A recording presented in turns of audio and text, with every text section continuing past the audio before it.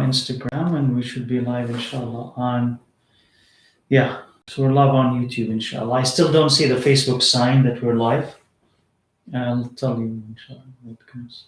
Okay, there's error sign. I need to redo it again. Hold on, Yasha, sorry. No problem inshallah.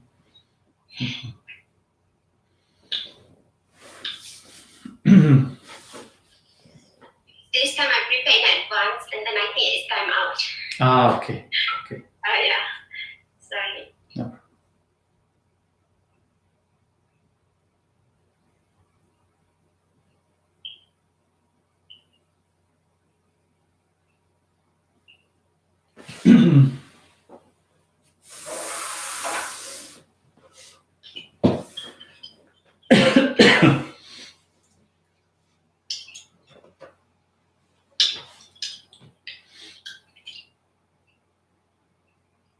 So anyone who's joining us, inshallah, we're just waiting on Facebook, inshallah. And once that's set, inshallah, we'll start bi'idhnillah.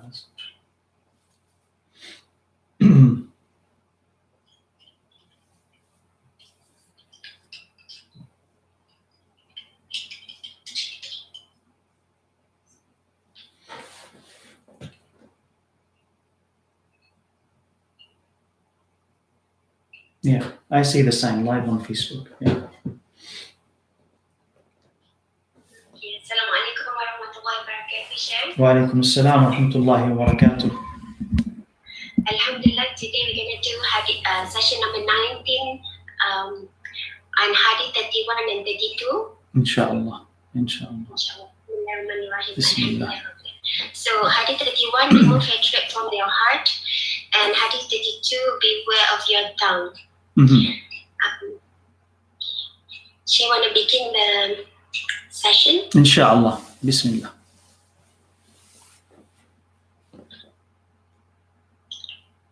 Straight away ask the question, yeah? Inshallah, yes, inshallah. Yes. Okay, Hadith 31, remove hatred from your heart. Alhamdulillah, we have 12 questions for this hadith. Question number 1. Is it compulsory to learn the adab of giving and receiving nasiha before giving it? Is it the same with da'wah? Nasiha is part of da'wah? Okay. Bismillah walhamdulillah wa salatu wa salam ala rasulillahi wa ala alihi wa sahbihi wa sallam. So the first question is about the relationship between nasiha and da'wah. And do you need to know the etiquettes of giving that before you do it? So think of nasiha and da'wah. Both of them are part of al-amr bil ma'ruf wa nahy anil munkar, forbidding evil and commanding what's good. So when you say advice, when you give somebody advice, you can say it's a form of da'wah also, but it's also a form of commanding good and forbidding evil. So that's the general umbrella, which includes da'wah. So we say to that, when you want to give it, you still need to learn the etiquettes when giving it. Okay, so this is an obligation. Okay, what you can say, amr bil ma'ruf wa nahy anil munkar is an obligation. Included in it is nasiha, included in it is da'wah. You have to do it, right? But when you do it, you have to know how to do it, and you must know that what you're doing is right. You must have enough knowledge, enough information to know what you're doing is right, and also know how to do it. So do it in the best of ways, kindest, wisest of ways. And if you receive rejection, know how to handle that rejection. So it does not mean, of course, on the one hand, that you need to only be a sheikh or a student of knowledge to be able to give da'wah or nasiha or al-amr bil ma'ruf wa nahy anil munkar.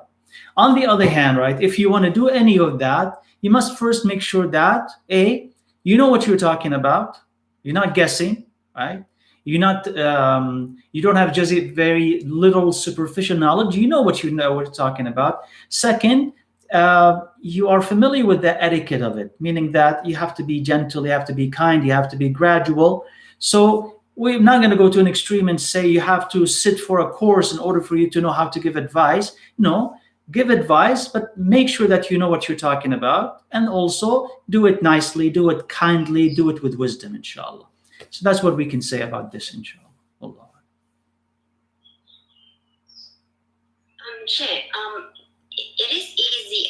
I know that doing dawah is not easy because if we look at the Prophet Ibrahim alayhi salam, for example, not many people supported him, right? Mhm. So when we doing dawah, because we always want like people to accept. So it'll be difficult if, like, say, we receive rejection and people like showing face or not appreciating what you do, where you do it sincerely for the sake of Allah. So when you are in that position that you know that this person really need this thing, but they are in denial and even showing face to you, wait, check. Okay. I'm sorry, yeah?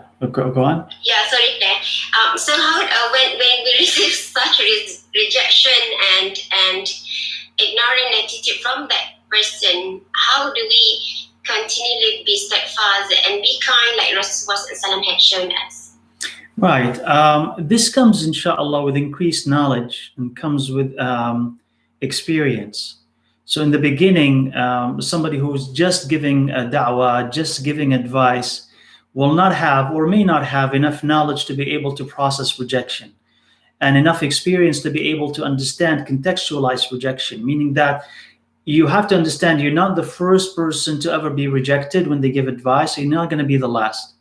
And in fact, that you may think or consider that the percentage of acceptance is usually lower than the percentage of rejection. So when you're going into da'wah, you do not assume that everybody that you're going to call to whatever, Islam or a virtue is going to simply accept from you, because you're asking them to actually do a lot. To fight against their own habit, their own culture, their own weakness, against the shaitan.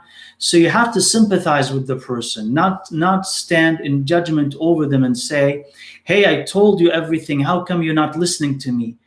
You can see that it is right. You can see it, but they can't see it yet. Or Allah maybe had enabled you to overcome your weakness in this area, but they haven't. And just think about it, if it was reversed, or if somebody were to come to you, highlight an area of ours that we are weak in, and ask us to change and see how difficult it is to change. So I may have, I may be strong or have good qualities here on this side, but I most definitely will be another area where I'm struggling.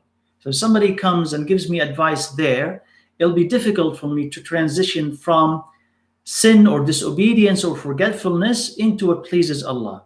So if that person is impatient with me, he's not going to help me. They must understand that it is a process. They need to keep giving me advice. They shouldn't waver. Right is right and wrong is wrong. But if they simply give up, then they're not going to be able to help. So your patience is a necessity in giving da'wah. If you have decided, I'm going to give advice, you have to be ready for rejection and even ridicule. People making fun of you, people not wanting to be your friends or to mingle with you. You have to pay the price for it. But every right thing in the world has a price. Every right thing that you want to do in the world, it has a price. So if you decide that, yes, I want Jannah and these things are beloved to Allah, then they must have a price. So just remember the struggle of Rasulullah ﷺ and how in the beginning it was difficult for him and not a lot of people accepted, and consider that you are the same. So if you continue, inshallah, with good intention, learn as you keep giving da'wah, learn through that rejection, eventually, inshallah, you will find the response that Allah wants. Maybe no one will respond to you. Some prophets are like that. Maybe some people will. But you make it for the sake of Allah Azza wa Jal, and whatever comes is good. It's from Allah Azza wa Jal. If it's acceptance, it's good. If it's non-acceptance, after you've done your job, that's good. It's not your responsibility to control people's hearts. Allah. Sheikh, any particular dua that someone, let's say, feel like not having the patience that a person should be having, and any kind of dua that she can share with us? Nothing that comes to mind at this time. Just asking Allah for patience. Just asking Allah for patience. You know that, Ya Allah, I'm trying to do the right thing, and Ya Allah, I'm facing difficulty with this. So help me with it. Assist me with it. Maybe you'll come later across a dua, a particular thing in the Quran or Sunnah that relates to this. But for now, at least just directly asking for patience, inshallah, as you continue to give da'wah or to struggle and to try to mature in your da'wah, I think is what we need, inshallah. Sure, there's a follow-up question in Zoom directly pertaining to this question. Assalamualaikum, Sheikh. Walaikum assalam. In a WhatsApp group, how do we know when to be silent and make dua for other and when to give advice? In a WhatsApp group? The sister is asking pertaining in a WhatsApp group. Yeah. How do we know when to be silent and make dua for other and when to give advice? Okay, that is not always an easy thing to know. So, for instance, a person who has an authority and is respected is expected to speak because of that authority.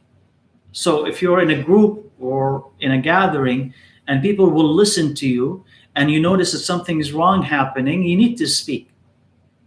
If, on the other hand, if you speak, right, in that group, so let's talk specifically about what that sister mentioned, that WhatsApp group. If you are in that group and people are continuously saying bad things, and you see that you can't change it, you can't say anything to change it, and your presence is not helping and it could be harming you, or it could be seen as you're accepting of what is going on, you need to leave it. Okay, you need to leave it. If, on the other hand, you're in a middle position where you are trying to pull those people closely to Allah Azza wa Jal, but in the process there are smaller mistakes that you want to overlook in order to focus on the bigger mistakes, then you stay and you be selective in what you're talking about. So that, for instance, like an example that we've given before, you see somebody who's not praying and then smoking. You ignore the smoking part for now and focus on salah. Okay? Why? Because that's the most important part.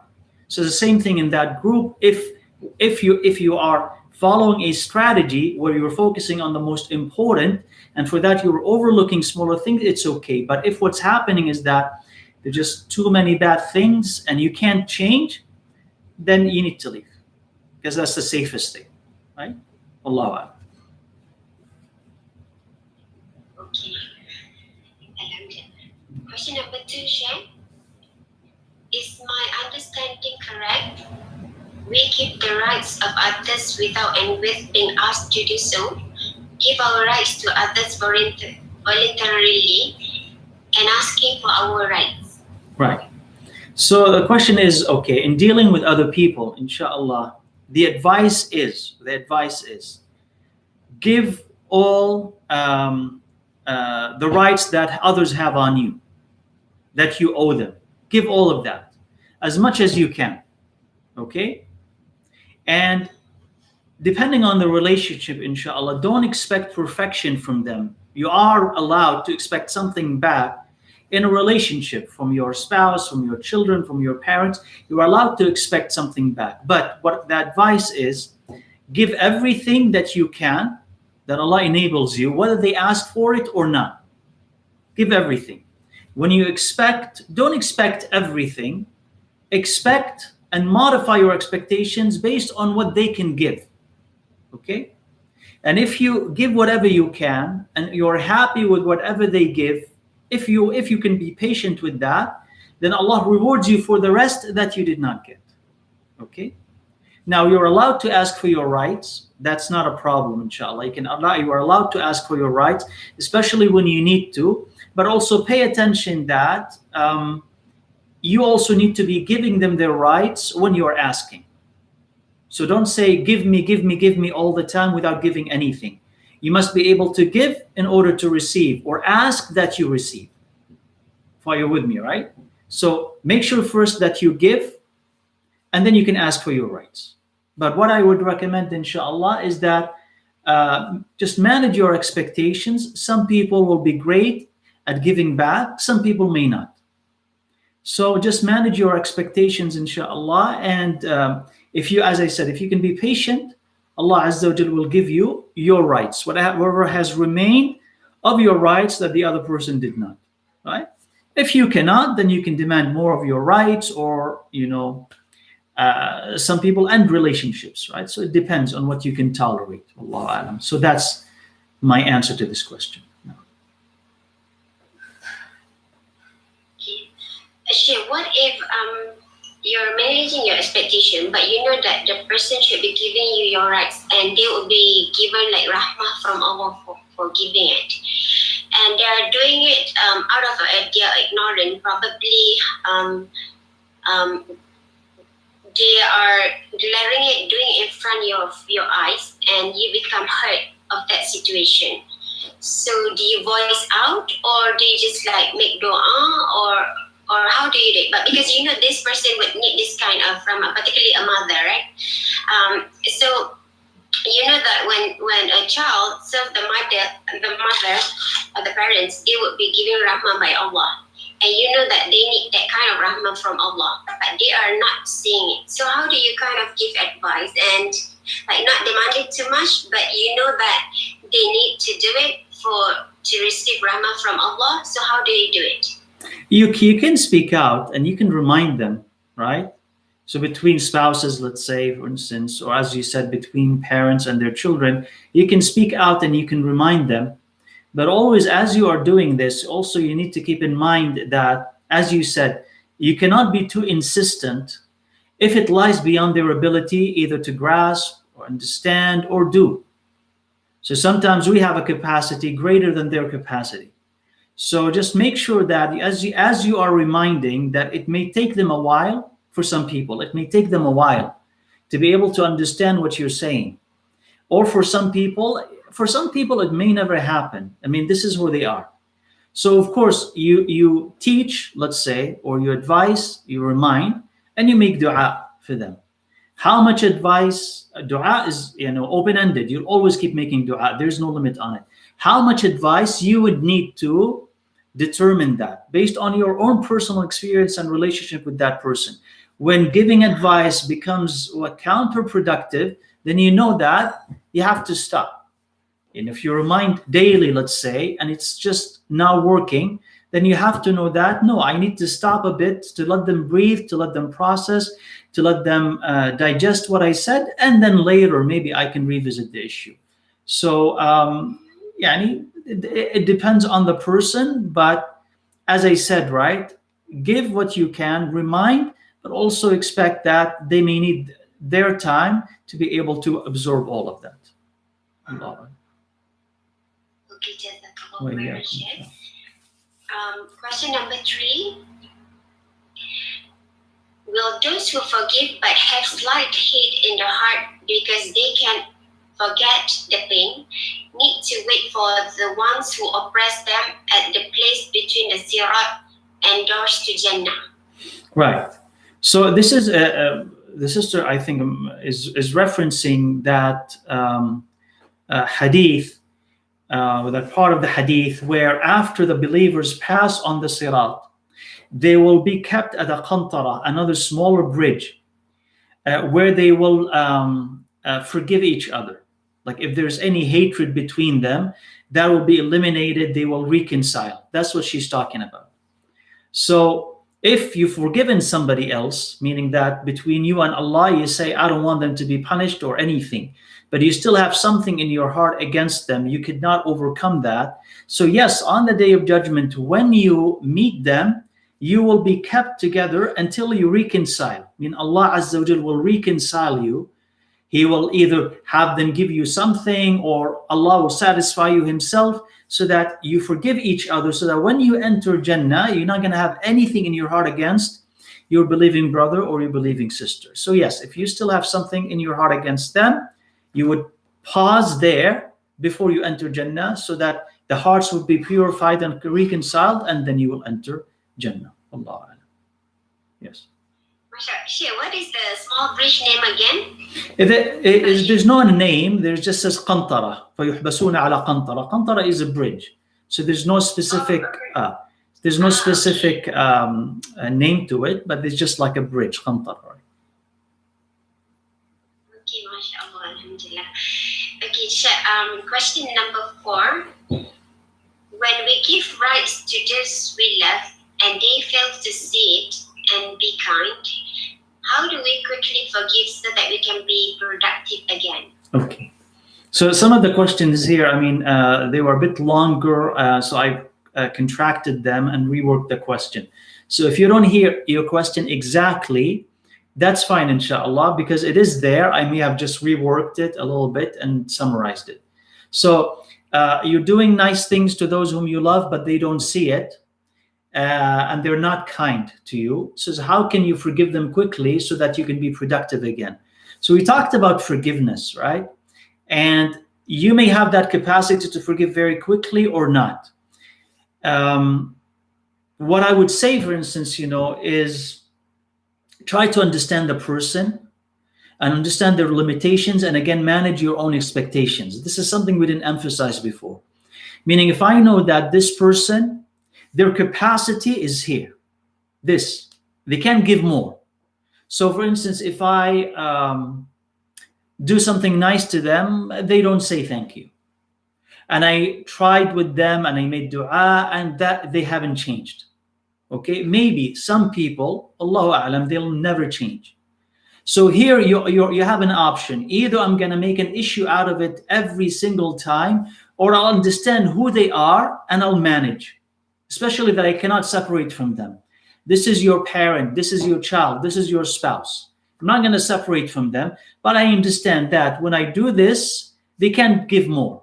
This is their limit. So again, going back to the thing that we said before about managing your expectations, maybe this is who they are.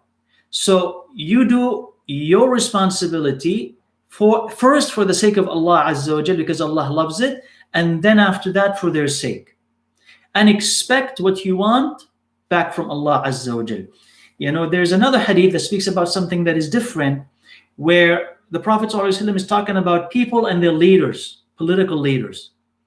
So he says, "Addu Allah alladhi alaykum was'alu Allah alladhi lakum." He says, give what you are owed. Okay, give your responsibilities and ask Allah for your rights. So even though he's talking about, the Prophet ﷺ is talking about oppressive political leaders who don't give you all your rights, yet he said, sallallahu alaihi wasallam, give all of their rights and ask Allah for yours. That is a general attitude, inshallah, that is good to adopt in a relationship as long as you are able to adopt it. Meaning that give, okay, and don't expect so much, right? Don't expect so much if you can. So this person, I can only expect this and this and that from them, and I'm okay with it because they can't change. Okay? That is one way for you to keep functioning, inshallah, because you'll always be disappointed if you're expecting way too much from them and they keep failing you. But if you know who they are, you'll keep moving on, inshallah. And don't necessarily expect rewards from them. Kindness, thanking, and all of that from them. If you keep your eye at Allah Azza wa Jal and His rewards and what will come next, when you meet Him subhanahu wa ta'ala, then you'll know that I don't need to be thanked for it. Allah knows about it. I don't need, kind words from them. Allah knows about it. That's a way, inshallah, to forgive. So try that, inshallah, and see if it works. I hope it does, inshallah. Allah. Yeah. So, Sheikh, the doing for the sake of Allah is something like profound, where whatever happens to the outcome or however people are treating us, we are still strong and firm on doing what we're doing as long as Allah is with us. Exactly. As long, yeah. So your attachment there, you sort of switch your attachment from this human being to Allah Azza wa Jal. So I'm being kind to my kids. Yeah, of course I love them. But okay, so sometimes they're ungrateful. Sometimes they're disobedient. Sometimes Does that mean that I'm not going to give them their rights just because I now dislike them? No. It means that my relationship with them is governed by something higher than my emotions, which is Allah Azza wa Jal. So I fight with my one of my siblings, brother and sister, blood siblings, right? Blood brother and sister. I decide I will never talk to them again. I'll decide that they took money from me, so I will, slander them, and I will. Okay, whatever is happening between us, there's also what my responsibility towards them, because Allah Azza wa Jal has asked me. So I need to fulfill that for the sake of Allah. Maybe they on their own don't deserve it, but Allah loves it, so I'll do it for the sake of Allah. So maybe, I mean, I'm not saying that this is easy, but maybe inshallah with practice you'll be able to maintain good conduct, good behavior, good silatul rahim, because of Allah Azza wa Jal, not because of the person who's in front of you. So that helps you, inshallah, keep functioning, inshallah, doing the good things that you're supposed to do despite their response. Okay, inshallah. Question number 5. Are we able to train our hearts to remove hatred quickly when we do all 3 ways mentioned in the hadith? Or it is enough to do at least one, especially observing our sincerity in our actions? Right. So the hadith, which is the hadith of the chapter, mentions 3 things that will dispel hatred. So saying only I have one and not the other 3 is not enough, because he says 3 that will remove that hatred. So you need to have the 3. Having one of them helps, but you're still missing 2 of them. So you have 3, inshallah, so that your heart will be clean. Allah. Okay, sure. If a student of knowledge who is harsh in manner seeks our forgiveness and tells us they backbite us, what should we do, as you are tongue-tied to reply and you want to avoid her as her words are not nice? Okay, so question about a student of knowledge who is harsh. It tells you, maybe seeking your forgiveness from you, that they talked about you behind your back, ghaiba, backbiting. What should you do, as your tongue is tied because you don't know what to say because she's not nice? I mean, it's a very specific situation, right, that you're asking about. First of all, I mean, in general, if you find somebody who is struggling like that, make dua for them. And if they're trying to please Allah Azza wa Jalla, let's say, they're learning and all of that, but they are flawed in an area and it's so visible, ask Allah Azza wa Jalla that Allah will assist them so that they could improve, so that they could absorb what they are learning and modify and improve their behavior. So make dua for them. If somebody comes to you and they tell you that I've done this and that to you, you have an option. You have an option. You can forgive them, or you may decide not to forgive them. That's why they came and asked you. I would recommend forgiveness if you can. If you cannot, I don't really know what to advise here. If you say, I can't forgive them and they are very harsh, what should I say? Say, may Allah forgive you. It doesn't mean that you forgave them, but you can say, may Allah forgive you. Thank you for sharing that with me. Stuff like that, if you want to be simply diplomatic. If you can, inshallah, just make dua for them. At least think about it in terms of they came and they tried to fix a situation. And it's better, in fact, as we said, and I think we mentioned this before, if not here, it's somewhere else. If you did backbite someone, don't come and let them know that I did that and I said the bad things about you. Don't let them know, because it's not going to help. Just make dua for them, make sadaqah on their behalf, but don't let them know. Allahu A'lam. So maybe that's the response. If you're able to forgive them on the spot. If you're unable to forgive, be diplomatic. Say, may Allah forgive you. Thank you for sharing this, and move on. And if you can make dua for them, make dua for them. And if you did backbite someone, don't go ahead and tell them, because that's not the most efficient and best way, inshallah, to deal with that situation. Allahu A'lam. Sure. If let's say I'm not sure at this one. If for example, if let's say that person because that person is harsh. I'm not sure whether the person can be doing it. So should let's say we do like Shem mentioned, like may Allah forgive you, and we make lots of dua for them. And should it be like an avenue or opportunity for the person to give a little advice? But that person say, don't say anything. Can I say something? For example, like give advice on the harshness that she's currently doing. So would it be good, Share, or should just like the person like shut up and then just like make lots of dua? What do you think, Share? You would have to assess the situation individually just to know whether that person will be receptive or not, or are they receptive now or not. So if you know that they are harsh, let's say, and they're not going to be welcoming of advice, maybe that's not the way to give it. As I mentioned before, when I was asked a couple of times about someone who's more knowledgeable how to give advice to them, when I said, write a letter and just anonymously and just leave it for them, because that way they don't have to worry about so and so. I mean, it's the person. You don't have to worry about the response, and they don't have to worry about confronting so and so. It becomes personal. Now, when they read it on a piece of paper, they have time to reflect on it. So it depends. It depends.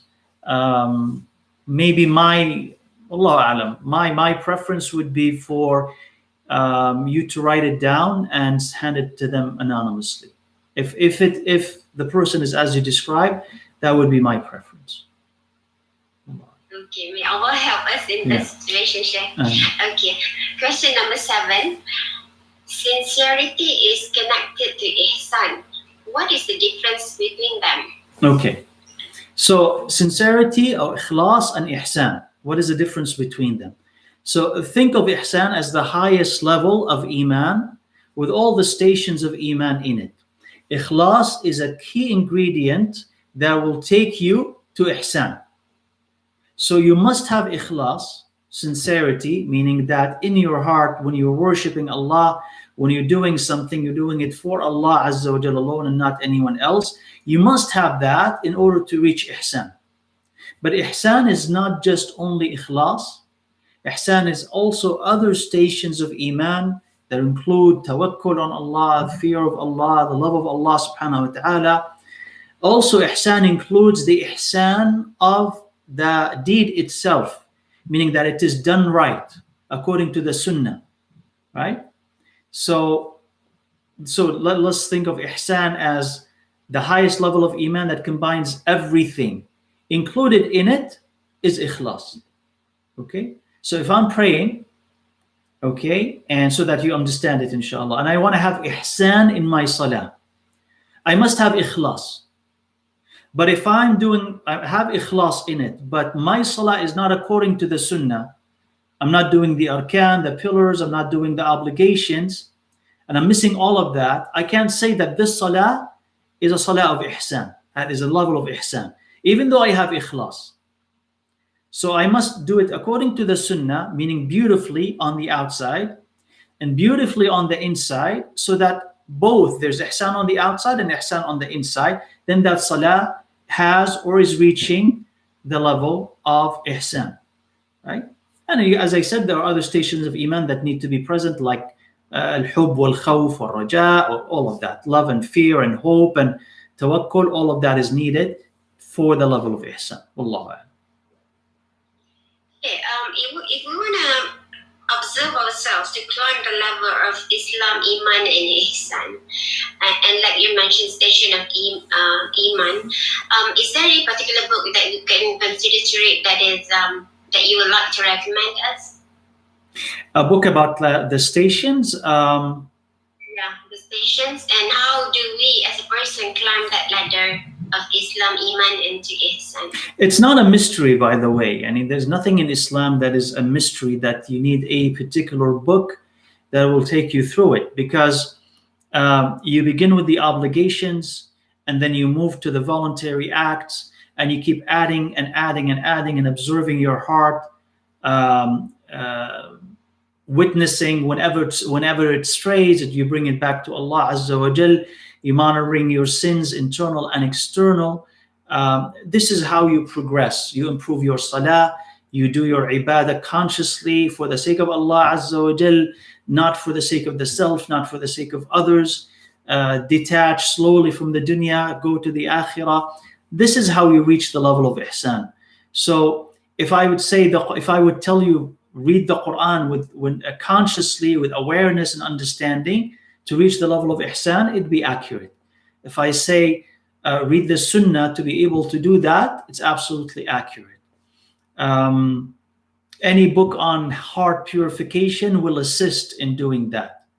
So no one book, I think, that will just cover all of that, right? Ibn al-Qayyim has the explanations on Madarij al-Salikin. So he's talking about the stations, this station, this station, this station, this station. Not necessarily, what would I say? It's not necessarily a practical book where you would take it and just progress in it. This is level 1, level 2, level 3, level 4. So, but it's good as a general, comprehensive awareness of the stations of Iman and the stations of Ihsan. It's a good guide like that, but it's not necessarily a good practical guide. So I would say reading the Quran and reading the Sunnah and progressing in your ibadah and improving it is how you reach that, inshallah. So just read more of the Quran and the Sunnah, bi'idhnillah, for that to help. Allah. The name of the book by Ibn Qayyim again, Sheikh? It's called Madarij al-Salikin, but I would not recommend that for a beginner. Okay. Yeah, I would not recommend it for a beginner because it's just big, and then he moves on from one station to the other, and it's not always a practical thing. So as I said, for instance, later on, if a person wants to understand it more in depth, okay, you can inshallah go ahead and visit it. But as a practical book, I would say focus on the Quran and the Sunnah. Read the Quran and have a book of Hadith, and read the book of Hadith and make it a habit, inshallah, of reading it and then taking lessons from it and applying it. I think that would be much, much better. Allah. So for a book of Hadith, Sheikh, what book would you recommend? Is it 40 Hadith of An-Nawawi? 40 Hadith of An-Nawawi, yes, if you want to just begin. 40 Hadith of An-Nawawi, Riyadh al-Salihin by An-Nawawi is also good. If you have the summarized Muslim, Sahih Muslim, summarized Sahih al-Bukhari, these are valuable books of Hadith, inshallah, to have, because it will give you an idea, and you will read and you'll find, inshallah, something in it that is inspiring, something that is practical. Your knowledge will add, inshallah, and bi'idhnillah also your amal, inshallah. Sheikh, after Sahih Bukhari and Sahih Muslim, what does a person need consider to have for a book of Hadith? If first read the Bukhari and Muslim, right? First read that, and if you're done right with that, you can read based on what is translated. So that's why I don't know if I can. Well, it's in English. That's fine. Yeah, it's translated in English. So the rest of the hadiths in the Sunan, you can all take Bukhari's Al-Adab al-Mufrad. That's in English. It's translated Al-Adab al-Mufrad, and the rest of the books of the Sunan. But first, we're not going to go there, right? First, read Riyadh al-Salihin. Read summarized Bukhari and Muslim. Read all of Bukhari and Muslim. Then we'll talk about what comes next, inshallah. Yeah, Riyadh Salihin also, I just bought it's like 5 volumes or 6 volumes. Really? Okay. It's supposed to be 1, unless there's an explanation. Yeah, explanation is but it's very good though. We're learning it with our teacher. Alhamdulillah. That's good. That's good. Okay. There's a follow-up question on the Zoom. Yeah. Assalamu alaikum. How about Ibn Taymiyyah's essay of servitude? Yes, of course, definitely, inshallah, definitely. Because it's absolutely, inshallah, absolutely. Okay, Inshallah. Now I will make it easy for us to read and implement and ponder a bit. Inshallah. Amin. Okay, Sheikh, question number 8. Are we considered part of Muslim Jama'ah when we feel it is best to interact only when needed and we give rights of others without getting too close to them to avoid conflicts? Naam, inshallah. So, I mean, yes, you're still part of the Muslim Jama'ah as long as you're doing the obligations. So, if you're male, you're going to Jum'ah and the Eid and the Jama'ah, you're visiting your relatives, you're assisting your neighbor, all the obligations. If you're committed to the obligations, but then beyond the obligations, you're limiting your contact with certain people or a lot of people because you want to avoid conflict, you want to preserve your eyes and ears and body from sin, it's still part of the Jama'ah, inshallah. It's not a problem. The only problem is that when you start compromising and neglecting your responsibilities. That's it, inshallah. Wallah. Sure. I just want to ask you because like every Wednesdays we have a reading session of the chapter of that we're doing every week. Alhamdulillah, we have like grow stronger in Ukhwa, and then we were discussing about to meet up, but it's COVID, so we cannot meet. But I want to ask you about, because when we go through the hadith, for example, on tongue or whatever, so sisters will be sharing their experience, and some sisters, I want to reconcile with the last sermon that Rasulullah gave on every Muslim is sacred. So basically, we are probably discussing that our past experience that might expose us, that might expose us in a way that we couldn't imagine it's exposing.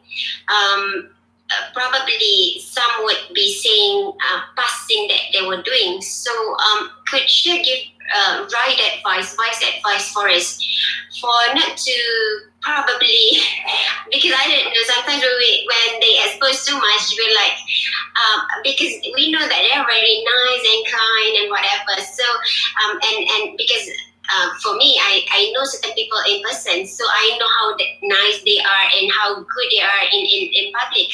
But when someone, because we are doing it like coming from everywhere and some people we don't know, so I'm not sure whether it's good for the person to be trying too much for another person to be listening and without knowing that person in person. So what do you think, Shem? Yeah, I think you're right, inshallah, especially in a public way. I know it's that opportunity is an opportunity where maybe some sisters are they feel that they can let their defenses down and they can completely share and be open, and that is cathartic for some of them. I think that they feel that it's a burden, that they unburden themselves, right, when they do that. But you have to be very, very selective when you reveal something like this. Ask yourself first, why am I revealing it? The second thing is, who am I revealing this to? And is there a reason for all of that? So you could reveal something if, let's say, you're giving advice and you want to tell someone, I used to, without revealing too much, I used to also be or struggling with this and I overcame it through this. There's a reason why you're sharing this, because you want to give them inspiration through your own story. Or if you're seeking advice from someone and you say, I used to do this and I'm still struggling with that, that's advice. So you're revealing something because you want advice. But to open up completely about, I used to do this and this and this and this, if Allah had hidden that and kept it concealed, keep it concealed. And also, you don't know who that person on the other end, as the sister said, who's that person on the other end. You can assume the best, inshallah, but caution is a necessity, right? Because you don't know what they will do with that information now or later. So yes, inshallah, only open up to a person that you trust and for a good reason, inshallah. If not, keep it to yourself, inshallah. You know what, Aisha, before starting that, I was thinking like maybe we should do like a simple non-disclosure agreement where all sisters signed that they won't be sharing or anything, and then would be like, use it to the negative way. Would that be good, Chef? It may be, actually, it may not be a bad idea, inshallah, but I don't know how you can enforce that, because you would have to chase after that person and prove that they heard that information in that setting.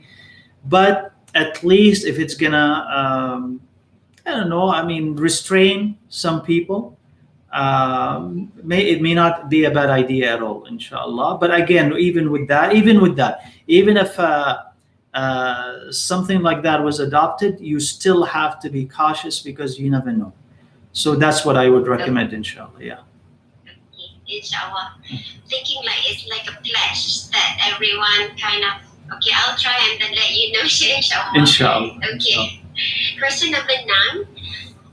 Besides living Islam, are there other simple actions that will remove Muslims completely from Muslim Jama'ah, such as being Muslim LGBT or joining social justice events where LGBT supporters in it? So inshallah, so leaving let's say, remove a Muslim completely from Muslim Jama'ah. So leaving the Muslim Jama'ah is of degrees. So there is apostating, so rejecting Islam, that will remove you completely from the Muslim Jama'ah. There is bid'ah, like a major bid'ah, that will also remove you in part. You're still Muslim, but in part you have been moved from the Jama'ah that is Ahlul Sunnah wal Jama'ah. There's sin, public sin, that also in part will remove you from the Muslim Jama'ah. You're still sin, but you practice this sin publicly, right? And advocate that publicly. So you're at odds with the Muslim Jama'ah, like that. If you attack Muslims, if you malign Muslims, if you criticize Muslims, then that will also separate you to a degree in proportion to what you're doing, inshallah. So in general, inshallah, just an answer to this question, we say that acts of disbelief or statements of disbelief, kufr and shirk in Allah, the major ones, will remove you from Islam completely. But we're not going to judge people like that as lay people. We're not going to judge people. We'll take that to a scholar, and the scholar will be able to assess and say, is that person still a Muslim or not, right? Major sins, okay, are, especially when they public, they become even more sinful. If you advocate them, it becomes even more sinful. And there's a problem, right? When you advocate a sin publicly, there is a possibility, if you are consciously advocating this sin publicly, there's a possibility that you're happy with it. And if you're happy with it, it is haram and it's a major sin. So if you stop believing that it's a major sin and it's okay, that in itself becomes disbelief. Again, this is not for the lay person to assess and then pronounce judgment on. It's a scholar who will do this.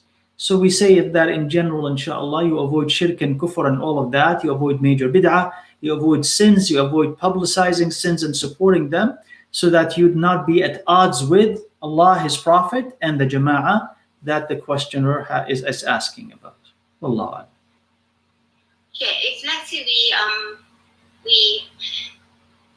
someone did expose about an imam who openly joined LGBT events. So and he's very famous in Malaysia. So should you stop watching that imam and remind others and spread the video that it is filled with evidence and it's not a fake whatever, it's like the truth. So what should you do when you know that? What I would recommend, inshallah, whenever things like that happen, inshallah, is that you disengage from what is happening, right? And focus on what benefits you, inshallah, right? Focus on, again, I'm just going to, as an average person, right? Just disengage from that, because there's not a lot of benefits in watching these videos and circulating these videos and whatever. Just disengage. And if you want to know about what's happening over there, rather than focusing on this video, on that video that is being sent, because it does waste your time, see a scholar, right, inshallah, and see what they've said about this, and let that be the end of it. But it doesn't benefit you in your hereafter and in your dunya to know about these things, because subhanallah, they poison you, they waste your time, and you, as you're watching, you think that you're actually doing something, but you're not doing anything. You're just watching somebody else attack another person, but you did not grow, you did not learn. Nothing has happened there. So what I would recommend, whenever there is something like that happening, just disengage from it. Don't circulate, don't fuel it. If you're in doubt about someone, ask. Can I learn from so and so? Can I take from so and so? Ask. If you're not sure, right? If you're completely unsure, يعني ما جعل الله عليكم في الدين من حرج, subhanallah, if you're unsure about this person, disengage from them. Disengage from them. Listen to other people, disengage from that person. If you want an assessment of him, ask another scholar about him, whom you think is wise,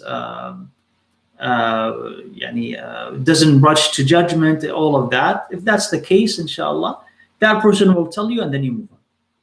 Then you move on. But because I'm not just only commenting about one particular thing, it happens repeatedly. This scholar. I mean, whether it's among English-speaking scholars, Malay scholars, or Arab scholars, it happens. This one is against this one. This one is against this one.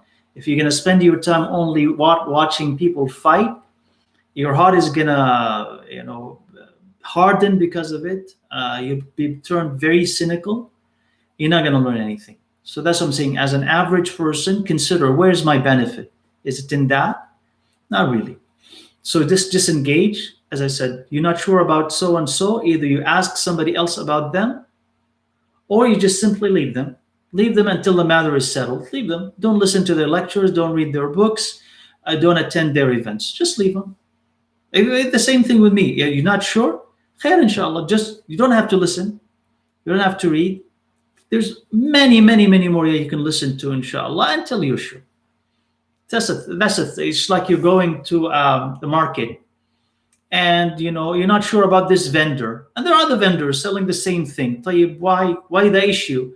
Just move on to other vendors. Just don't go to him until you're sure that what he's selling is fine. Then you go and buy from him again, inshallah. Allah. Sheikh, this follow-up question in Zoom. One, isn't it our duty to inform of wrong, prohibit evil? And I would like to add with my own question, because last semester for higher diploma, I learned this paper called Deconstruction of Islam, whereby my lecturer, with his knowledge, and he's very knowledgeable, has posed certain individuals where the enemy of Islam had transformed from Orientalists, and then taking like certain people, spreading Islam, so-called icons, and then they promote them. It's a detailed study and research, and happened to be the person that I was mentioning. I suppose is the person, because I kept that information within me. I don't know how to spread, because that imam is actually being followed in Malaysia. So it's basically being exposed by my lecturer, with a knowledgeable lecturer. And then that video comes in, and happen to be I am the admin of a certain group where people really follow this imam. So combined with the sister's question, isn't it our duty to inform of wrong if we know it's based on facts? It is the person is at wrong, not to disseminate or humiliate people, but just to warn people that they need to really know who they take knowledge from.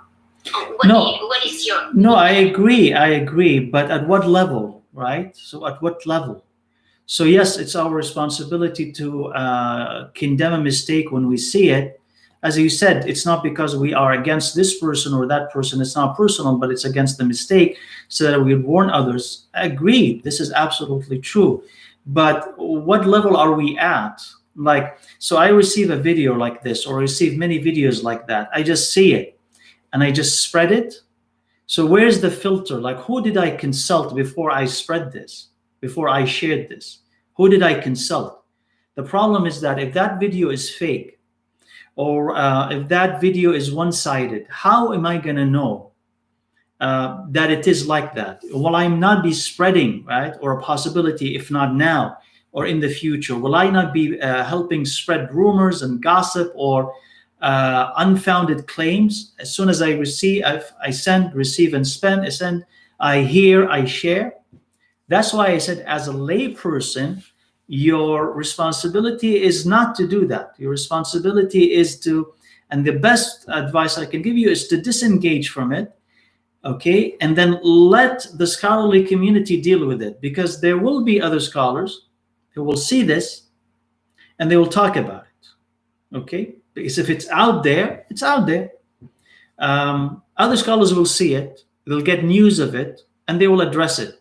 Either they'll investigate it, they'll condemn it, they will advise that person. Something is going to happen. But when you get the masses getting involved in it, okay, problem is that not everybody, okay, who's at the ground level has the knowledge, has the wisdom to be able to process all of this. So you get people fighting and getting very emotional and taking sides, and I am with this person and I'm against that person, and they call each other names. And the people on the ground, at the basic level, right, they don't have the akhlaq, they don't have the foresight, they don't have the wisdom, they don't have the training, right, to be able to assess all of this. So it turns into a big mess, team A versus team B. And it's never supposed to be teams, because these people who are on the ground, no, your and my duty is focus on what benefits you. Focus on what benefits you. And what benefits you, it's not this. Okay, I've seen it repeatedly. What benefits you is not this. That's why I say disengage. If it's a fitna, it will die. If that person is wrong and the person will tell him that he's wrong, either he will change, or subhanAllah, Allah Azza wa Jal will just take that person away.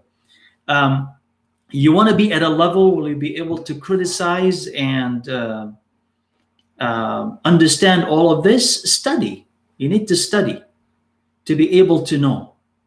And when you're advanced, inshallah, in knowledge, then you've reached a level where you can say, I'm going to be warning against this person and against that person. But it takes a lot of wisdom. So that's why it's not an easy thing. I'm not talking about anyone in particular when I'm talking about this, by the way, I'm talking in general. So it's not an easy thing just to receive that information and know what to do with it. You know, Allah Azza wa Jalla says in the Quran, وَإِذَا جَاءَهُمْ أَمْرٌ مِّنَ الْأَمْنِ أَوِ الْخَوْفِ أَذَاعُوا بِهِ وَلَوْ رَدُّوهُ إِلَى الرَّسُولِ وَإِلَى أُولِي الْأَمْرِ مِنْهُمْ لَعَلِمَهُ الَّذِينَ يَسْتَنبِطُونَهُ مِنْهُم. This is in kind of public matters that are very critical. إِذَا جَاءَهُمْ أَمْرٌ مِّنَ الْأَمْنِ أَوِ الْخَوْفِ. When news comes to them about anticipating khawf, fear, or security, meaning like it's an affair, it's a public affair, an army is coming, so-and-so is invading, there's a plot against us, big news coming like that, okay? It's Allah Azza wa Jalla says when they receive it, they broadcast it. But he says, but if they were to take it to the Prophet ﷺ and their leaders, then those who are able to extract it, meaning know deeply what isn't there, you'll be able to take what is right from it. So you're talking about two types of people, okay? And may Allah Azza wa Jalla have mercy on the one who knows his limitations. There are two types of people who are very knowledgeable, who are wise, who are scholars, who know how to assess information and what to do with it. And sometimes they'll receive information and they will keep it to themselves. It's not useful to be broadcast. They know, right? And there are others who, you know, as soon as they receive, they broadcast. As soon as they receive, they broadcast. So who is telling you this is right and wrong? Okay, to rebroadcast this. Maybe it's not useful. Maybe it's not right. Maybe it's right, but it's not the time. Maybe. So that's what I'm saying. As an average person, you need to know how to take it to someone. When the matter is big, you need to have to take it to someone who knows how to extract the truth from it, extract the right ruling, and know how to act. But if we leave it to every person, no matter your level of knowledge, speak about it, send any news that you want to send, it's going to be chaos. It's going to be chaos. And add to it, inshallah, you know, the issue of fake news and deep fake and whatever, right? That is, if not a problem now, in maybe a few years, is going to be a deep problem. You will have someone who will look exactly like you on TV, in a video, saying terrible things, and it's not you. So if we're not careful, inshallah, we're going to be believing everything. So I'm not saying that what you guys are asking about is fake. I'm not saying that it's fake. I didn't verify, I didn't see. I didn't say that it's fake. But generally what I would recommend is that if you are a person who's an average Muslim trying to learn, trying to understand, trying to deal with your iman and increasing it, disengage from all of that. Leave it to the scholars. It will get solved, inshallah, by itself, inshallah. And if you're in doubt, just simply, as I said, disengage from that person until matters are clear, inshallah. Then you can come back, inshallah. Alhamdulillah. The answer is clear. Comment one of the sisters asking. Alhamdulillah. Sheikh, question number 10. Are we allowed to hate the sinful actions of Muslims until it is proven they have repented, especially those who do sins openly? Can we still hate the ongoing sinful actions after forgiving the doers? Okay, so are we allowed to hate the sinful actions of Muslim until it is proven that they have repented, especially when they do sins openly? Yes. So if a person has done a sin openly, they need to repent from it openly. That's how they'll be forgiven. That's how you can again re-embrace them and accept them when they have a repentance that matches the sin. If private, then private. If public, then public. Right? Can we still hate the ongoing sinful actions after forgiving the doers? Of course. The sinful act, okay, you never cease hating the sinful act. You can forgive the person, right? But the act as an act is always haram. You never get to approve of the act. The act is always haram. You'll always hate it, but you can forgive the person, right? So I hope I've answered that question. That's what I understand from it. I want to understand correctly. If, let's say, a person does sins openly, for example, if a person last time do makeup outside of house, and like probably the person been teaching others as well. So you mentioned about someone needs to repent openly. So basically, this person have to declare now that it was wrong for me to do makeup outside of house, or just like stop doing it and that would be sufficient, or how do we see it, Sheikh? Stop doing it. Like, I mean, at least if we're talking about an average person, no, stop doing it. Yani, going out without hijab, just put on the hijab, right? Putting on makeup, just stop putting on makeup. But you mentioned somebody who was teaching people that they should put on makeup? Yeah, if like say to the extent, the person needs to explain the person that she was been teaching that is haram actually to wear outside now, doing makeup. So she was teaching people that it's okay to wear makeup outside, right? No, probably she didn't say that. Probably like she was like teaching on how to put on makeup and things, but she didn't mention like you wear outside or inside the house. But people are starting to use makeup outside of house. So the person was teaching, the person should inform the person that she had thought that it's wrong to wear outside now. So she's a, let's say for instance, she's a makeup specialist and she's teaching people to put on makeup. Probably. Okay. Yeah. Okay. And then she get to know that now it's haram to do beautification outside of house. So should she be go and again to the people that she has been teaching that it is wrong to wear outside of house? So I mean, because the question, right, is not clear to me. So I'll tell you, inshallah, what I can say, inshallah, about it. If you're just simply teaching people how to put on makeup, putting on makeup for a woman is halal. The part that is haram is when they go outside with it. So if I'm doing tutorials, let's say, for instance, in women's houses, let's say, or in a halal way, let's say, I'm not responsible that women are going to be putting that outside because they are supposed to put on makeup for their husbands. Okay? So I don't have to go back and teach them, right, all of these things. But if I'm teaching that with the intent that they're going to go out, then I've sinned for it. If I've changed my mind, She's not a teacher. If I've changed my mind and my profession has changed, or I'm now taking clients and I'm telling them that I'll teach you how to put on makeup, but this is only for inside the house. If you need to do it outside the house, I'm not condoning this. I can't control it, but I will not condone it. I'm not responsible for it. That is sufficient for her, inshallah. Okay, correction. So question number 11. What is the best way of advising Muslim leaders in small and big organizations and those with higher authority ruling through the democratic system? So the best way of advising Muslim leaders, right? So leaders, there's, as you said, small organizations, more organizations, and big organization. There's the head of the country, right? And there's some regional leaders. So it depends on access, first of all. If you have direct access to them, you can go and talk to them. And when you talk to them, also recognize, right, that in this day and age, right, you're not going to be screaming at them, but they're not going to accept from you. People today, including ourselves, we don't have the taqwa of the people of the past. A person could come to them and yell at them, and then they're just going to simply listen to him.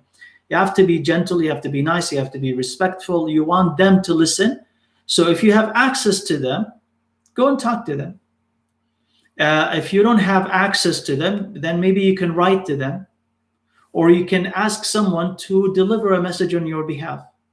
So if you're talking about people who are big leaders of the entire country, you don't have access to them, but maybe you can go to a sheikh, or you can go to imam, or you could go to another political leader and give your advice to them and ask them that they would give this advice to that leader that you cannot reach, but they can.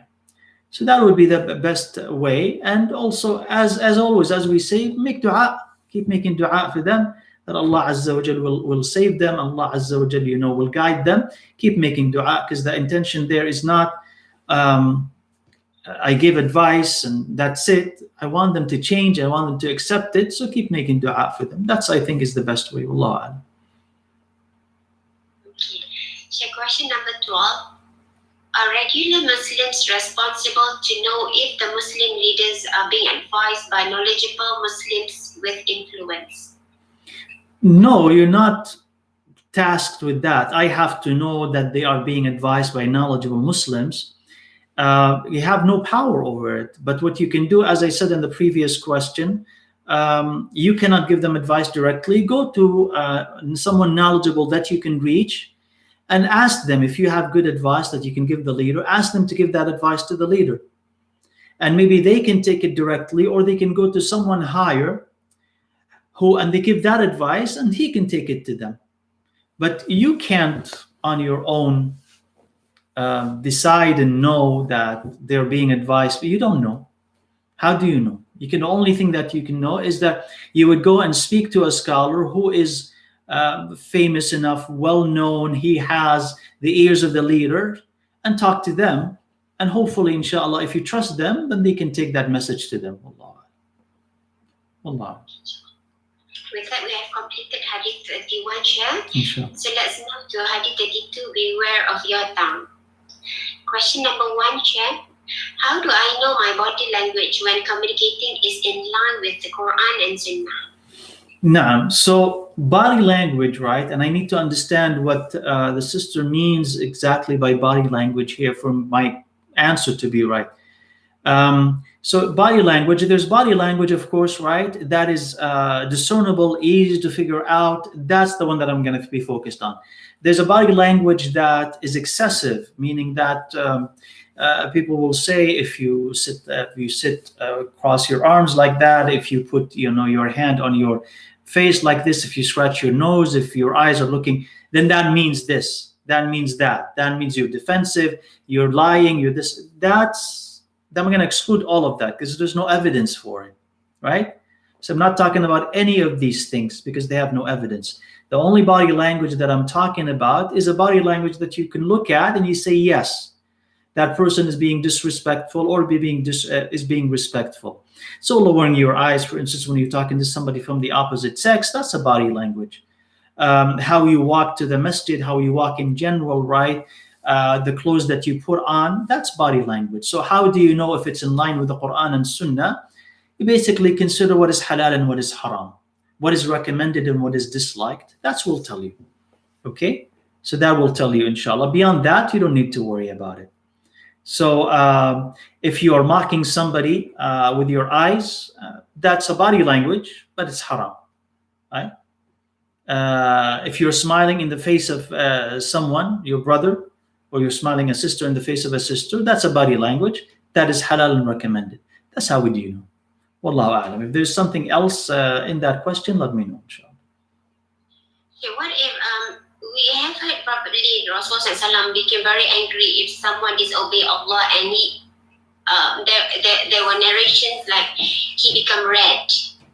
So so should we adopt this thing as well, or does it we allow it naturally when someone disobey Allah and do against what Allah say? Should we react in such gesture as well, or how should we do that? Yeah, right. So the Prophet ﷺ did not become angry every time, right? Not every time. So it depends on the person, depends on the circumstance, depends on how useful it is, right? So don't let it be artificial, right? Don't let it be artificial. Increase your love for Allah and His Prophet ﷺ. Hatred for what Allah hates, hatred for the shaitan, and it will come, right? It will come. So don't make it artificial, because it will come, inshallah. But it needs to be in its place. Sometimes being angry doesn't help, and sometimes it does help. So how do you know? You will need to assess that situation. How long have you been giving da'wah, reminders? Will that person be affected with your anger or not? That all determines anger or not. So don't adopt it, like force yourself to have it, because you will not know if it's appropriate or not. Let it be natural. Just increase your love for Allah Azza wa Jalla, and it will be natural, inshallah. Okay, inshallah. So question number 2. Does speech in Islam start with salam, basic conversations, specific conversations, agree, disagree, da'wah, and end with resolve conflicts, justice? Now, I don't fully understand this question. Yes, I mean, it has all of that, but I don't fully understand.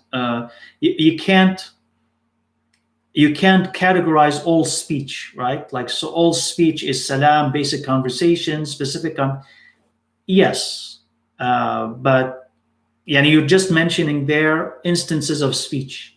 This salam, basic conversation, specific conversation, agree, disagree, da'wah, end and resolve. Yeah, but there's more, right? There's more. There's comforting someone.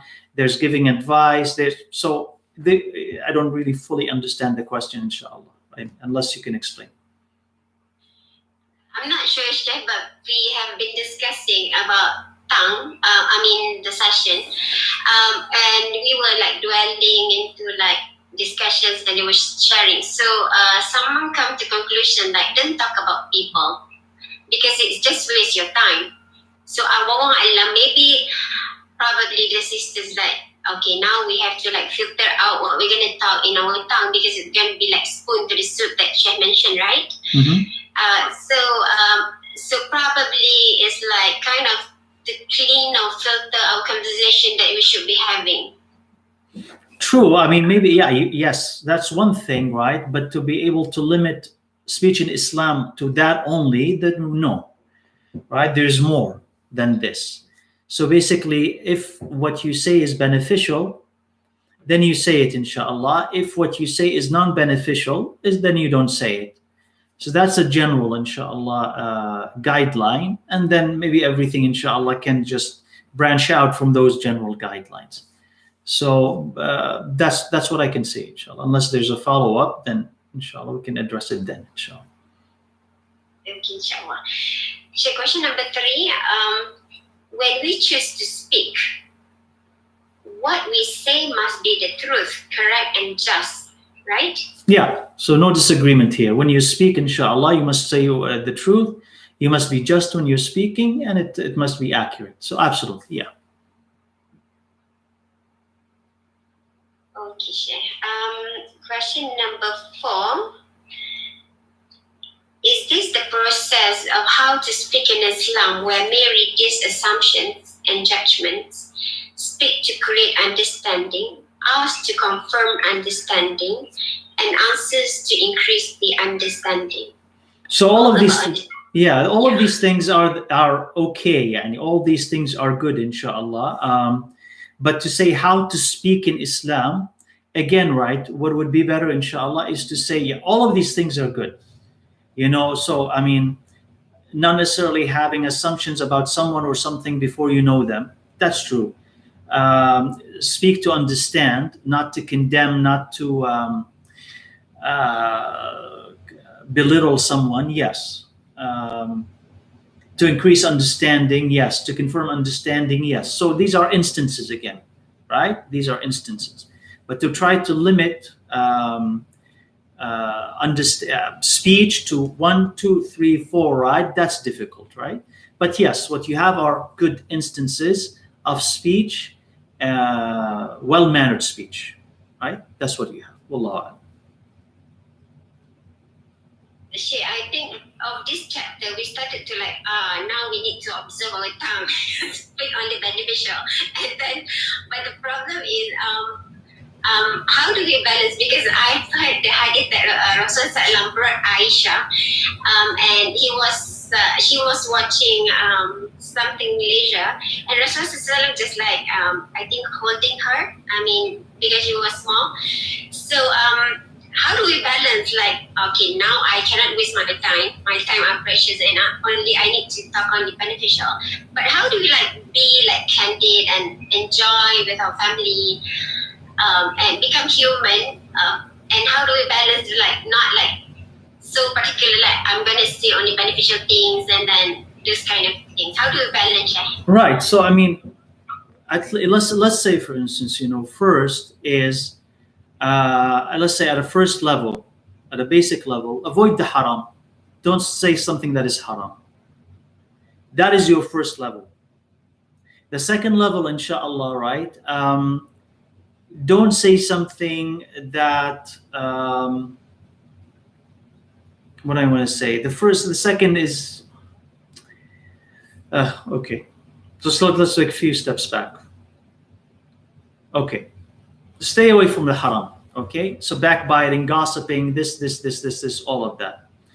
If we manage to do that, then you're fine, inshallah. You're fine. You're saying you talked about how to stay human, well, you are supposed to, right? And this is natural for you to have fun with your family, to make jokes sometimes, because you do need to connect with them. You need to get close to them. You need to comfort them. And sometimes this is how you do it. So it's not only that I'm so serious that unless this is a saying that is ibadah, I'm not going to say anything. So you'll notice that even if we had some people in Islamic history who were that strict with their speech, if we had them, you see that the example of Rasulullah SAW and the Sahaba wasn't like that, meaning that if they go home, if they are with their kids, they're so serious that they're going to say nothing but, tasbih and Quran and commanding good and forbidding evil. If that's the case, you'll be a completely boring person. Nobody would want to be with you all the time. They'll come and learn from you, but when they're done, they'll just run away because they can't take it anymore. You'll be completely boring, all right? And you'll be by yourself because you need, again, to be a human. So the only thing I can say, inshallah, that is practical, stay away from the haram. And if you say something that leads to conflict, lead to haram, then you know that this is wrong, then you also stop saying that. If you can manage this, inshallah, then you've managed a great thing. You've managed a great thing. That's the only thing I want from all of us, inshallah. Yeah. Inshallah. Sheikh, do you want to say level 2 doesn't say something harmful or hurting people? Well, I mean, level 2 is where you don't say something that is non-beneficial. Okay, but that's difficult, right? That's difficult. So I'm saying at least let's avoid the haram. Just work on that. If you have managed to reach a stage where you don't say haram, okay, then Allah will lead you to the next level. You'll discover what's the next level. Allah will take you there. But just focus on the first one. Okay, inshallah, Sheikh. Yeah. Yeah, it's our journey. I know. It's not easy for women, by the way. It's not easy for women or men, right? It's not easy at all. That's why I said, just let's focus, let's work on that. Inshallah. Okay. So question number 5, is my understanding correct? Communication in Islam has 3 categories: body language, non-verbal, which is silence, and verbal, which is speech. All are interconnected. So again, right, with body language, what I said previously about it, inshallah, meaning body language, the one that is recognizable, discernible, can be interpreted easily. That body language, yes, we agree with you, that's part of communication. How you walk, how you sit, how you talk to people, that all is part of manners, akhlaq, that you learn from the Quran and the Sunnah. So that's part of communication, right? How you dress, what kind of clothes you choose, that's also part of what you communicate. You have the non-verbal, right? If you choose not to speak, that also in a sense a response. So you can say it's also a communication. And the third is, inshallah, is also what you choose to speak when you choose to speak. So all of them, as you said, are connected, part of communication. Well, this is how you also communicate. Wallahu a'lam. It's not communication in Islam, it's communication. It's just communication. Then Islam comes and regulates and tells you what to do with your body, to be quiet when it is best to be quiet, and to speak when it is best to speak, and when you speak, how to speak. So Islam regulates and guides when it comes to these types of communication. Allah. Okay, so question number 6. Can you share the general guidelines when we should be silent and how to do so correctly? So general guidelines when should be silent is when speaking is not beneficial. Either that if you're going to speak and what you say is going to be haram, or you're going to speak and what you say is not going to be beneficial. It's not going to help. You need to be quiet. That's what it is. That's what it is. How to do so correctly, you learn it. You learn, for instance, the instances, and you try to control your tongue. You try to pause before you speak, to think about what you're going to say. That's usually how to do it. And if you rush and you say something you're not supposed to, like we do most of the time, you ponder that later. Oh, I did this and I'm not supposed to. I'll try to do better next time. If I'm faced with this situation again, this is how I'll behave. So you teach yourself from your mistakes.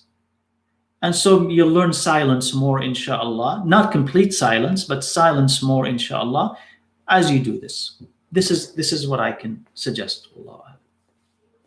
For the last question that you mentioned, that if about the productive, counterproductive, let them breathe and pause for a while, mean giving advice to people.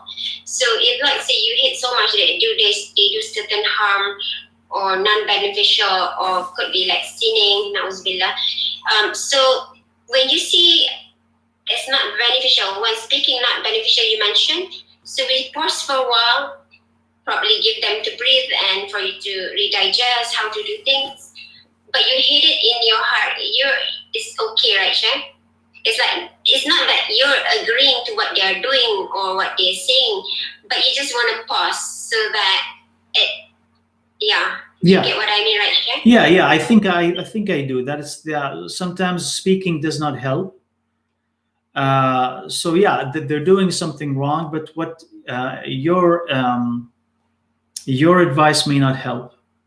So you just quiet, either because you want them to realize what they have done, or you want to collect your thoughts, you want to calm down, and then later on you're going to come back and talk about it. So yes, inshallah, that silence there, let's call it's strategic silence. It's not a silence because I approve. It's silence because I did advice before, or I am leading to it. Okay, I'm going to say it later, but that's not the time for it. So I'm not that I've given up completely speaking out against wrong things. I didn't do that, but I'm just waiting till the right time comes, right? The right opportunity, and then I'm gonna say something about it. Yeah. Okay, inshallah. Number 7. When I give advice and it is rejected for no good reason, I become angry and unkind words come out. What to do? Oh, so I think we kind of answered this question, which is that you have to train yourself that if you're giving advice, that you have to expect rejection. And so ask yourself, why am I getting so angry and worked up so much when they don't accept my advice? I know that you know it's right, or what you're saying is right. But as I said, see it from their perspective also. They don't know. You still need to convince them. And it's a struggle for them. And to expect them to change immediately just because the matter is clear for you is not fair, because it is not clear for them yet.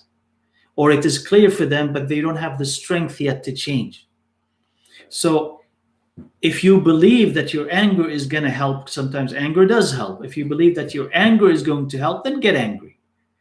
If you think that your anger is going to be counterproductive, then why are you getting angry? And especially, he says, unkind words come out.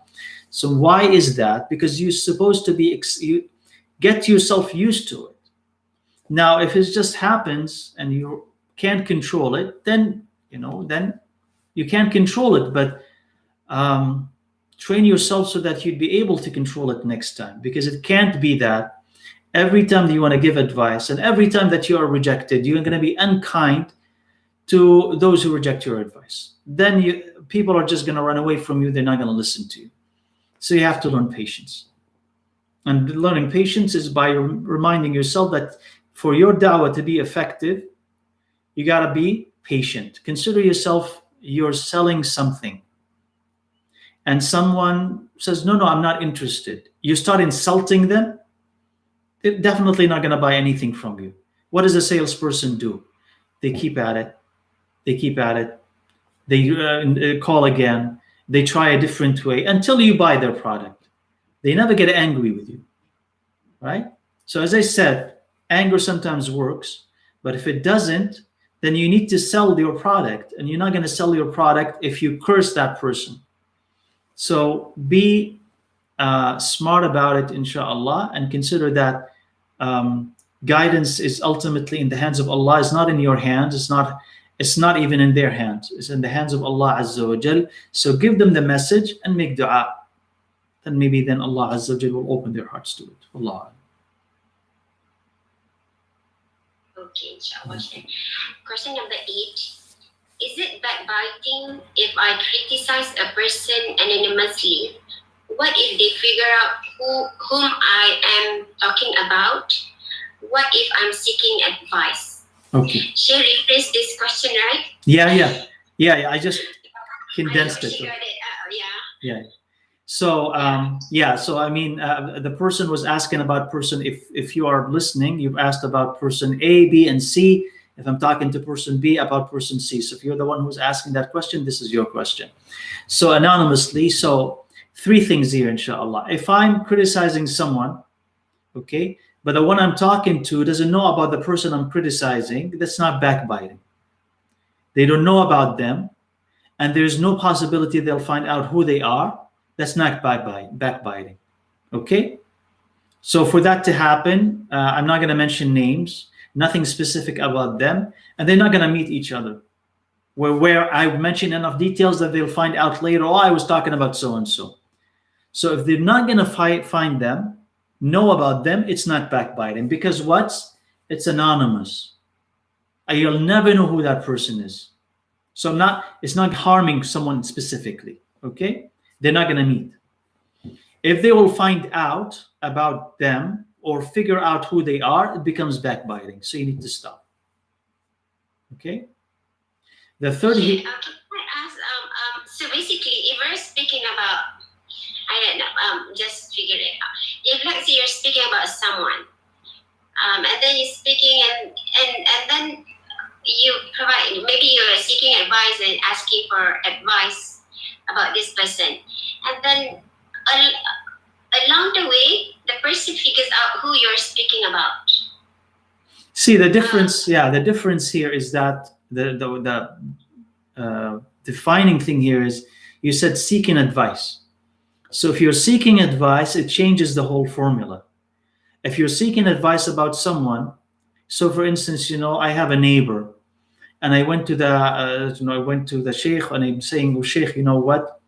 I have a neighbor, and this neighbor, da da da da da da." Even though they may know about, the thing is I need that advice. So sometimes a wife would go to a sheikh and say, "My husband." But she has to say this, otherwise, how can she ask the sheikh? So if you're seeking advice, it's all right, inshallah, to reveal who that person is, but it's not a license to say everything, but only the part that you need to solve this thing, your problem, not everything in their history. So with that, you can reveal who they are. Because why? You're seeking advice. Either advice about how you should deal with them, or advice maybe about how to save them.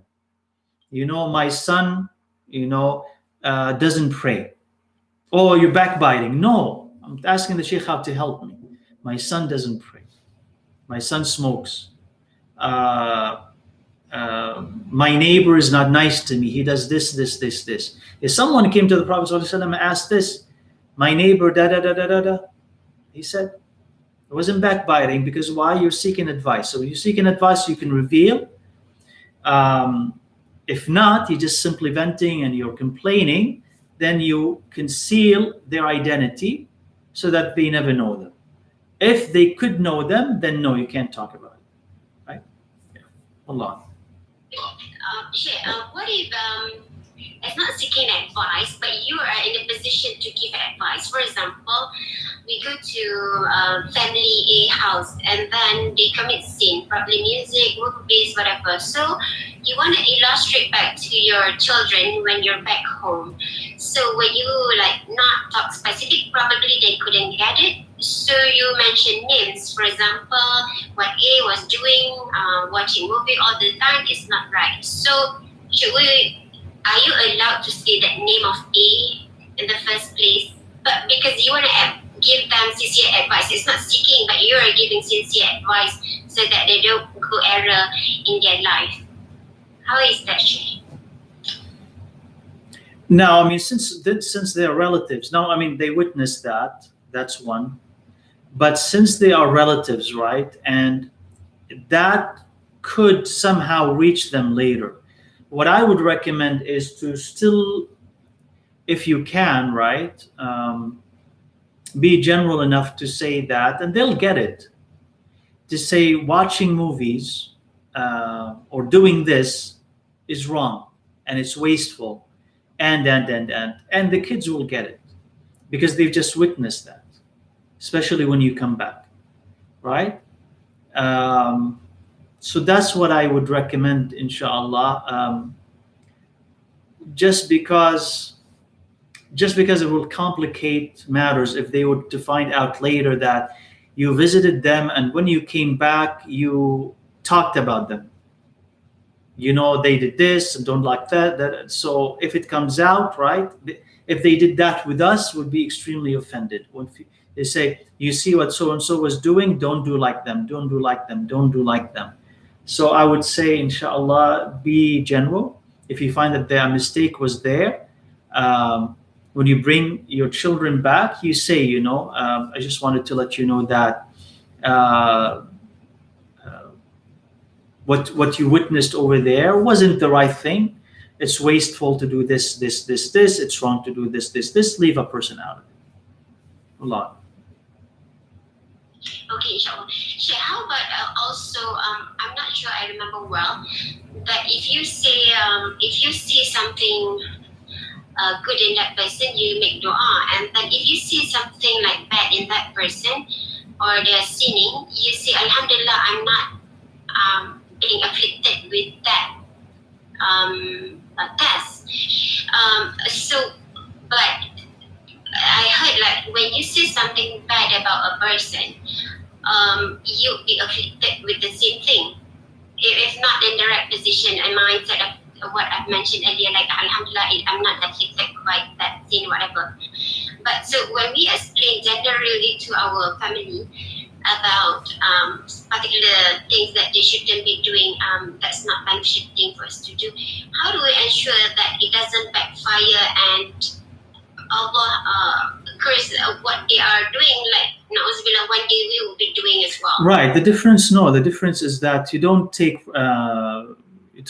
comfort in the fact that they are sinning, and then you gloat about it. You're happy that they're sinning. That's called shamata. Shamata is to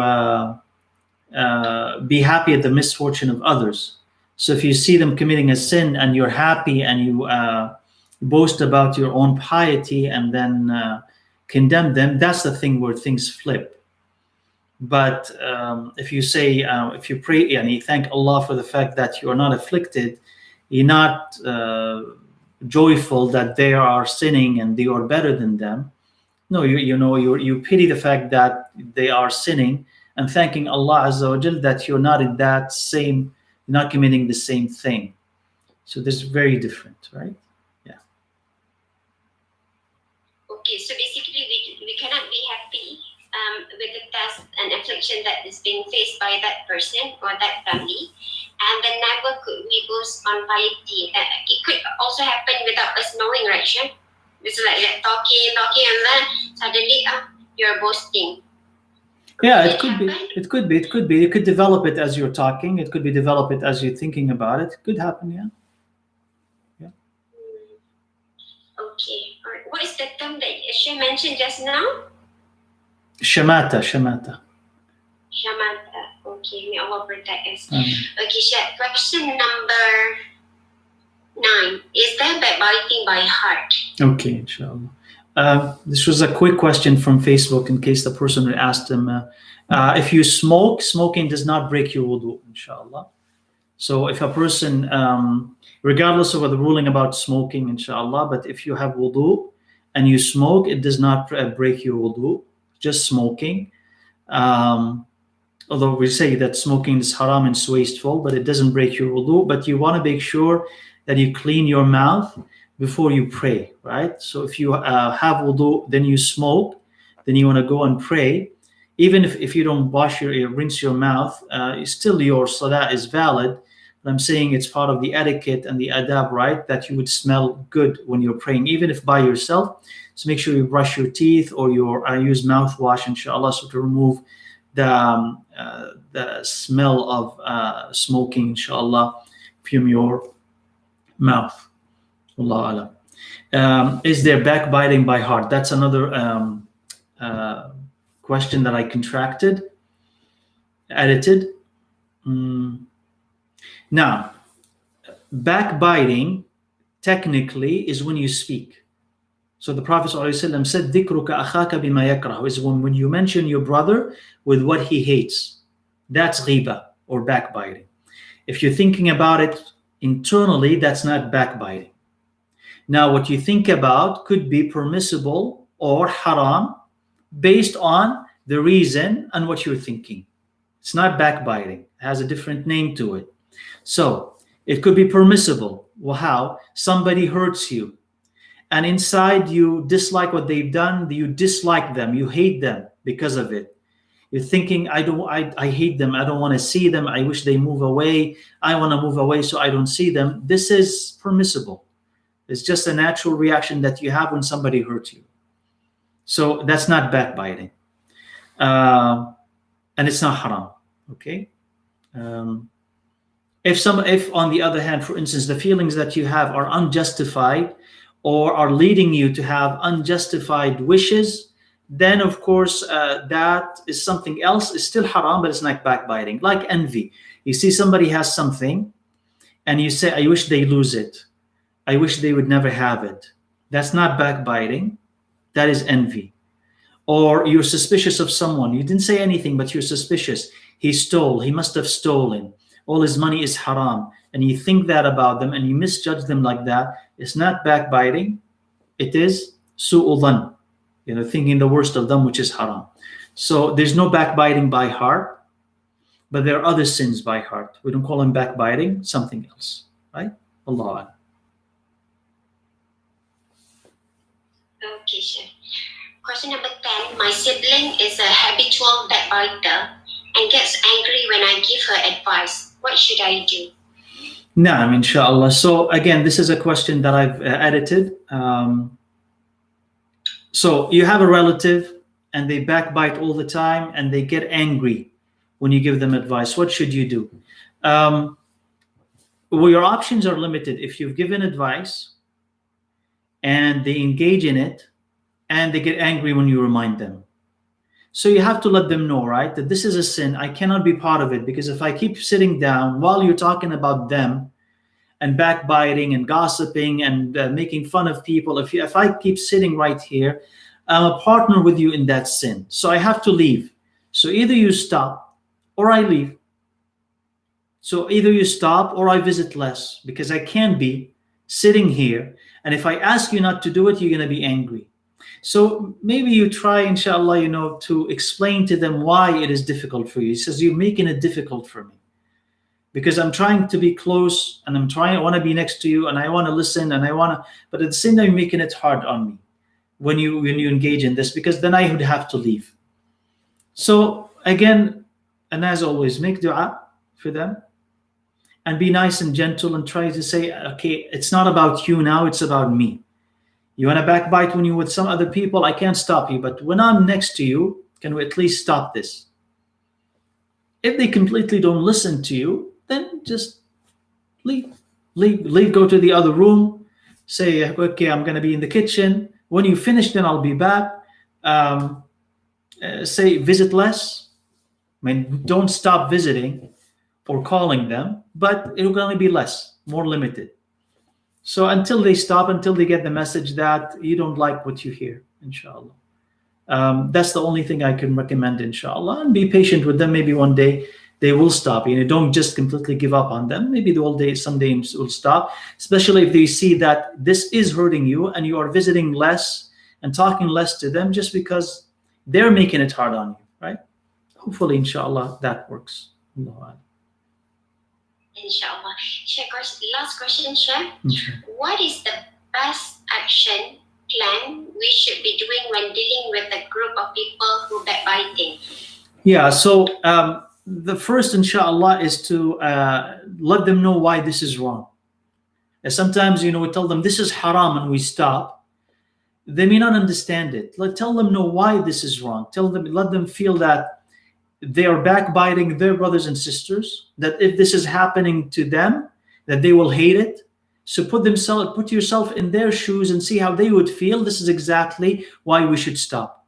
Let them know that this is taking away their hasanat. They're giving away their hasanat to the people that they are backbiting. Why would you do that? Let them know that this is a major sin. Why do you want to meet Allah with a major sin? This could be one of the sins like tail-bearing, namima, which could be punished in the grave. You'd be punished in the grave, in addition maybe to what could come later. So why would you want to do that? And if you sit silently accepting all of that, you're a partner in that sin because you did not defend your brother or your sister. So explain it that way, not just haram. Explain it that way. So maybe inshallah they'll respond. And if they keep breaking Allah's laws repeatedly, then you'd have to distance yourself from them.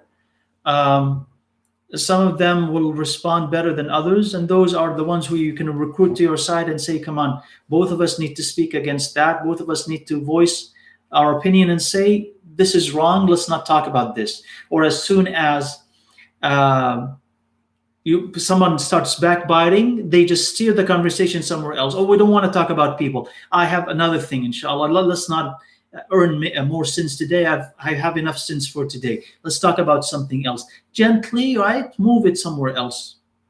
Gently keep moving it somewhere else, until, people get the idea or maybe develop even a habit, Allahu A'lam, that we're not going to be talking about people. Or for this brother, for this sister, they don't like it. So when they're around, we're not going to backbite. They'll watch what they say. So maybe inshallah, try that, explaining the reasons why, talking to people not in a group, maybe individually, and try that to win them to your side, and maybe steer the conversation away. Maybe that will happen, inshallah. Inshallah, Sheikh. With that, alhamdulillah, hopefully, barakallahu fiqh, jazakallahu khairan, Sheikh. Hopefully Allah will guide us to implement how to remove hatred from our heart, and from now on we'll be more careful with our tongue, and may Allah ease our journey, as yes, it is something not easy if it's like something common and familiar to us and those around us as well. With that, jazakallahu khairan, Sheikh. Barakallah fikum. There's a question from Facebook. It says, can we advise someone who backbites by changing our approach, get someone who they listen to get involved? That's always a possibility, inshallah. If you know someone that they respect and they can get involved, that's a different approach, right? And if you can have that happen and you think it's useful, try it, inshallah, because they may not listen to you. Maybe you're younger. They may not listen to you, but they could listen to someone the same age as the one who's receiving advice, or older. So why not try it, inshallah? It's not a bad strategy, inshallah. Allah. Sheikh, sorry, last one.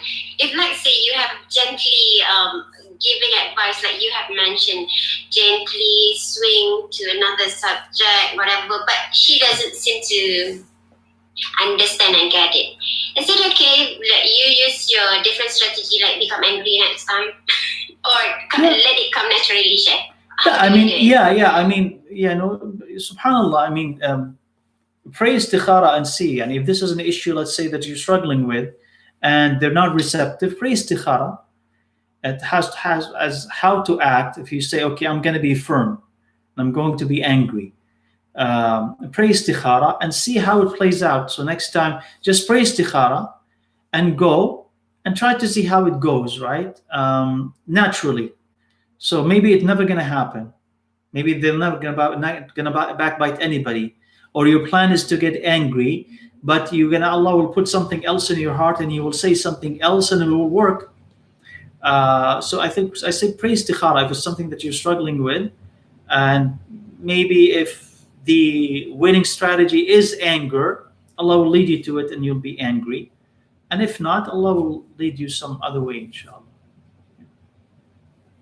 Okay, inshallah, Sheikh. Barakallahu fiqh. We learned so much today, and new vocabs that we learned as well. Alhamdulillah. Alhamdulillah Rabbil Alameen. Barakallahu fikum all. May Allah Azza wa Jal bless you. I hope that Allah Azza wa Jal benefits you with what you have heard. I hope Allah asks Allah Azza wa Jal Rabbil Alameen to teach us the best, teach us the Quran, teach us the Sunnah, teach us best of manners, teach us wisdom so that we know what to do and what not to do. We ask Rabbil Alameen to guide us to the best of this world and the best of the hereafter, and protect us from the worst that is of this world and the worst that is in the hereafter. We ask Allah to bring us Jannah and anything that brings us closer to it, and to protect us from hellfire and anything that brings us closest to it. Jazakumullahu khaira for reading, for asking questions, for supporting each other. Barakallahu fikum ajma'een. Do you have anything else to add, sister? No? I think that's all for now, Sheikh. Alhamdulillah. Alhamdulillah. Tayyib, inshallah. So we'll conclude, inshallah. We'll see you in 2 weeks, inshallah. Barakallahu fikum. We conclude by saying, Subhanakallahumma wa bihamdik, ashhadu an la ilaha illa ant, astaghfiruka wa atubu ilayk. Alhamdulillahi Rabbil Alameen. See you, inshallah. Assalamu alaikum wa rahmatullahi wa barakatuh.